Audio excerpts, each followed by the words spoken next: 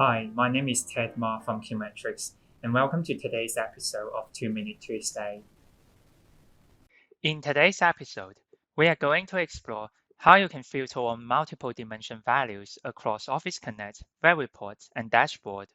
Let's look at OfficeConnect to begin with. In OfficeConnect, we have the options to use Workbook Filter or Worksheet Filter. Just a quick refresher, Workbook Filter would be applied to every single worksheet within a workbook, whereas Worksheet filters would be specific to the sheets that they are applied to. Let's use Workbook Filter as an example. Bring up Workbook Properties, click Filters. You can see here is a label that is added as filter. You can multi-select the filter values simply by ticking the checkbox and click OK and refresh the report. And now we are getting a combined result of Company A and Company B. You can also achieve this via Worksheet filter in your task pane. Moving on to Web Reports, the process in Web Reports is a little bit less straightforward. It has to be done in the filter section in the Edit page. For example, I would like to select multiple location values within the location dimension.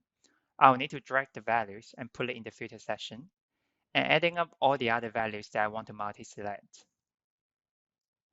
Now, if I right-click the value here and click Properties, you can see these are all the location values that I have multi-selected.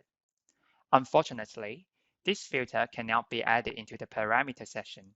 So what that means is that you will lose the flexibility to change the filter values once you run the report. Lastly, let's move on to Dashboard. There is a filter property under Account Settings in each visualization chart from which you can multi-select dimension values. Let's look at how it works. Navigate to Filter, click Dimension. I'll select multiple location values to specifically look at their performance. Once done, we can see the geomap is now filtered on the selected countries. One thing to note is that this filter property is only applied to the individual visualization.